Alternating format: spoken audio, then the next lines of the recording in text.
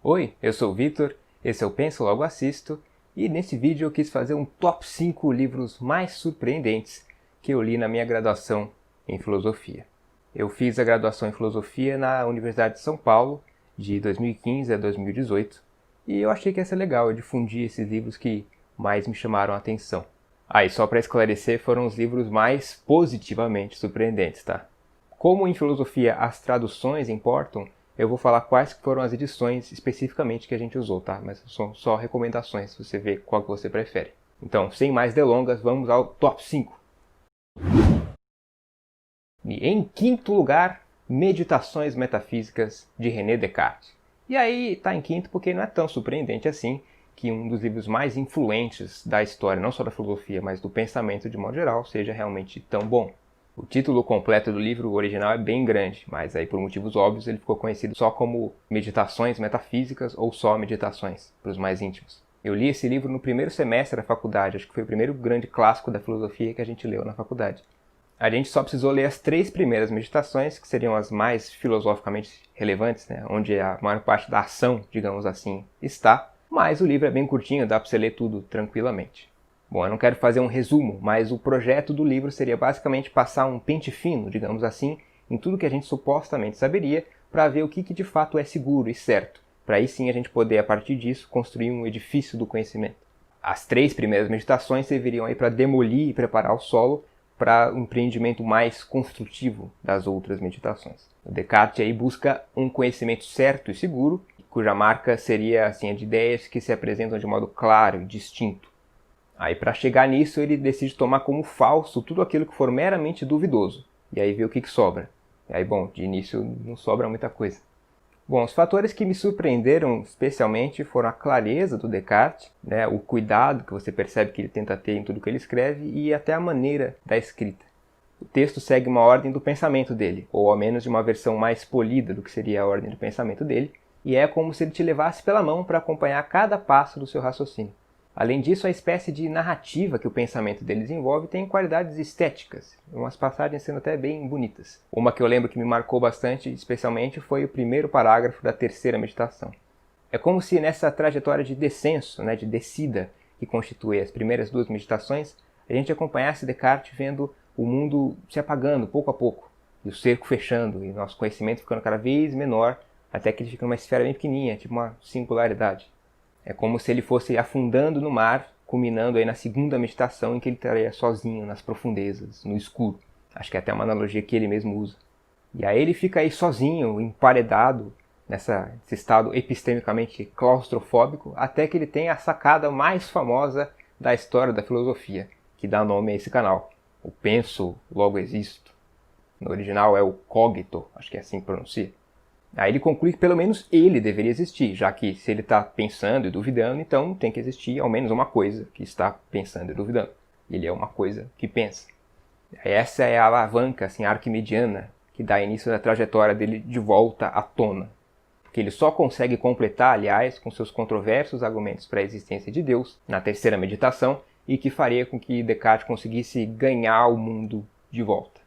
Nem preciso dizer que esse livro é recomendadíssimo para qualquer um pela sua importância histórica e filosófica. A edição que a gente usou foi da clássica coleção Os Pensadores, e aí os professores recomendam pegar aquelas edições mais antigas, que seriam melhores. Rapaz, só agora que eu reparei que eu tava de óculos. Acho que dá um reflexo meio ruim, eu resolvi tirar, desculpa aí. E agora em quarto lugar, Representar e Intervir, do Ian Hacking. E aí deu uma ligeira roubadinha, porque na verdade eu li esse livro para a preparação da prova do mestrado. Mas como eu li enquanto eu estava fazendo a graduação, ele poderia certamente estar numa bibliografia recomendada aí das disciplinas de filosofia da ciência, eu resolvi incluir porque não tem problema. E aí ele é um excelente livro introdutório de filosofia da ciência, né? Ele é escrito de um modo bem claro e cuidadoso, sendo acessível não só para aqueles que estão tendo o primeiro contato com esses temas, como também para leitores mais avançados. Mas se fosse só como uma introdução à filosofia da ciência, eu não estaria dando esse destaque todo para esse livro. Afinal, tem livros mais recentes e melhores. Só que ele é uma boa introdução e tem alguns fatores muito especiais. O destaque fica com a atenção especial que o Hacking dá para a experimentação em ciência. E aí especialmente o tipo de intervenção que está em jogo com os experimentos científicos. Daí a parte do título do livro. E também a peculiar parte sobre observação em ciência. Tem uma parte sobre instrumentos, como microscópios, que é bem interessante e trata dos pressupostos teóricos que estariam por detrás de coisas inocentes que a gente encararia como simplesmente ver.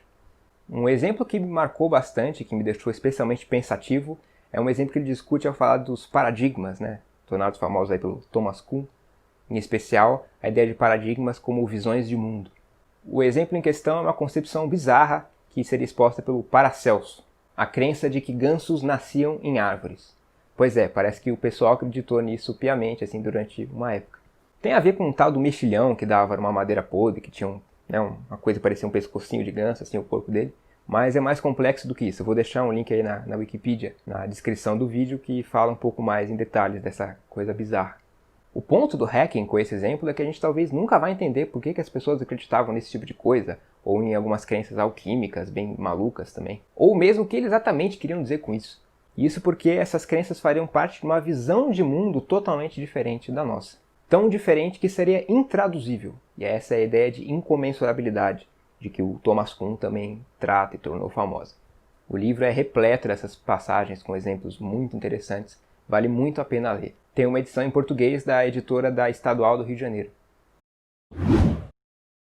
E agora, em terceiro lugar, o livro Ciência e Relativismo, do Larry Laudan. E aí eu estou dando uma tradução livre do título, porque infelizmente ele não tem tradução para português. Mas tem em espanhol, se isso for te ajudar. Aí esse livro é sensacional, é uma verdadeira pérola. Ele trata de vários temas aí importantes e centrais de filosofia da ciência, como o progresso científico e impregnação teórica da experiência, como esse caso aí do microscópio que eu falei do hacking. Também de um modo que é acessível para um público que está tendo um primeiro contato e também para um pessoal mais avançado. Ele toca alguns pontos ali bem específicos. O que torna esse livro especial, no entanto, é que ele é escrito em forma de diálogo. O contexto ficcional é o seguinte: o American Philosophical Congress teria feito um painel aí para discutir o status atual na época que ele foi escrito, do relativismo epistêmico, especialmente o relativismo sobre o conhecimento científico. Aí o painel seria composto por 4 filósofos da ciência de posições bem diferentes. Um realista, um positivista, um pragmatista e um relativista. Parece até aquelas piadas, tipo um papagaio, um engenheiro e um padre entram no bar, Aí eles teriam que se encontrar, conversar e escrever um relatório para enviar para a associação. Enfim, aí cada capítulo corresponderia à transcrição da conversa de um dos encontros deles, cada encontro sendo sobre um tema. Aí o resultado é um livro bem fluido, sem deixar de ser preciso, com todo o cuidado do Laudan de tentar representar bem as posições através dos 4 filósofos que ele inventou. O pragmatista seria um representante da posição do próprio Laudan, aliás. Enfim, é um livro muito elegante e que eu recomendo para qualquer pessoa minimamente interessada em filosofia da ciência. Se bobear, assim, se eu tiver que ler um livro dessa lista, leia esse, nesse nível, assim. E agora, em segundo lugar, o Protágoras, diálogo clássico aí do Platão. Eu acabei não lendo muita coisa do Platão durante a graduação, só a República e alguns pedaços de alguns outros diálogos. Então é bem possível que eu ainda vá me surpreender mais ainda com algum diálogo que eu leia dele no futuro. O que mais me impressionou nesse caso foi a qualidade literária do texto, especialmente se a gente levar em conta que ele foi escrito há cerca de 2.400 anos atrás. Tem partes cômicas que permanecem engraçadas até para os padrões de hoje, o que é surpreendente, dado que o humor clássico grego é muito esquisito pra gente e às vezes até incompreensível. Aí isso entra naquela questão das visões de mundo lá que o Hacking fala. Uma parte especialmente engraçada é quando ele descreve o comportamento dos seguidores do Protágoras, que vão andando atrás dele enquanto ele fala numa filinha, tipo aquelas filinhas de RPG assim, sabe? Enfim, esse diálogo envolve aí um Sócrates ainda jovem, que tem o seu encontro aí com o famoso sofista que dá nome ao livro, mediado pelo Callias, que era um sujeito meio riquinho que servia de uma espécie de mecenas intelectual, promovia uns encontros na casa dele e tal. Aí uma das coisas mais legais desse livro é o contraste da figura do Protágoras com a figura do Sócrates.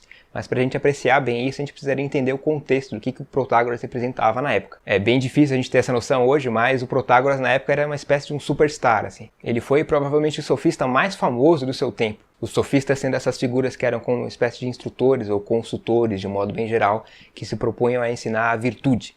E a virtude na concepção grega clássica era tanto técnica quanto também intelectual e moral. Então nesse livro você tem um embate cara a cara aí entre um sujeito famoso e rico e influente, que era o Protágoras, e um rapaz meio maltrapilho aí, que era o Sócrates. Eles discutem sobre vários temas, os principais sendo se a virtude é uma só e se ela pode ser ensinada. E aí repara que quando Sócrates diz que a virtude não pode ser ensinada, ele está basicamente dizendo que o que o Protágoras e todos os outros sofistas fazem é uma espécie de um charlatanismo, um grande engodo. E ele está falando isso na cara do cara. Aí eu fico só imaginando a cara do pessoal lá na casa do Calhas assistindo essa discussão. Enfim, não só os temas filosóficos presentes nesse livro são perenes e inspiradores até hoje, como eu diria que tem um grande valor literário em ler esse diálogo. Eu, pelo menos, achei uma leitura deliciosa. Ah, e eu nem preciso dizer que existem várias traduções diferentes do Protágoras, então você escolhe a que você achar melhor. A que a gente usou e foi muito elogiada pelo professor foi a da editora da Federal do Pará, se não me engano, de 2002, tradução feita pelo Carlos Alberto Nunes.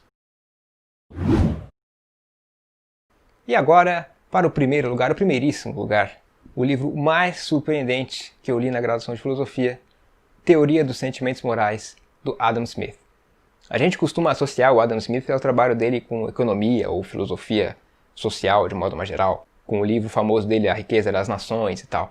E foi mais ou menos com isso em mente que eu tive contato com esse livro bastante refinado e peculiar. E é um livrão, assim, ele passa fácil de 400 páginas, dependendo aí da edição. Como era comum na época, não existe aqui uma separação precisa entre ciência e filosofia.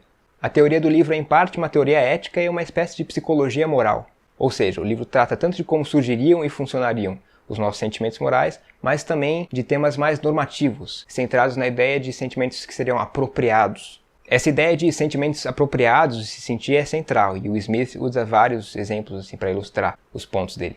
Aí depois eu descobri que esse trabalho se insere numa corrente da época, a dos sentimentalistas britânicos do século XVIII, que influenciou várias posições em ética e teoria do valor contemporâneas. Nesse livro em específico, a gente consegue achar elementos em comum com as teorias da sensibilidade mais recentes, com teorias éticas centradas nessa figura de um observador ideal, uma ideia bem central e bem interessante nessa obra do Smith, e as chamadas teorias do valor por atitudes apropriadas, que colocam como fundamental para questões de valor essa ideia de reações apropriadas. Esses tópicos, com os quais eu de fato tive contato pela primeira vez com esse livro, capturaram tanto o meu interesse que eu decidi investigar algo nessas vizinhanças no doutorado. Talvez esse seja o livro menos para todo mundo dessa lista, mas se o que eu falei te pareceu minimamente interessante, acho que vale a pena dar uma olhada. É um livro realmente bastante original. A tradução que a gente usou foi uma mais antiga da Martins Fontes, mas parece que agora tem uma versão mais atual da mesma editora. Eu não conferi, mas deve ser boa. Bom, e esse foi o meu top 5 livros mais surpreendentes. Você já leu algum desses livros? Já conhecia eles? E você, qual que é o seu top 5 livros mais surpreendentes ou mais legais de filosofia? Deixa aí nos comentários, eu quero saber. Se você não é inscrito ainda, se inscreva por favor no canal, ative o sininho, compartilhe o vídeo com pessoas que você gosta e eu vejo vocês no próximo vídeo, beleza? Um abração, até mais.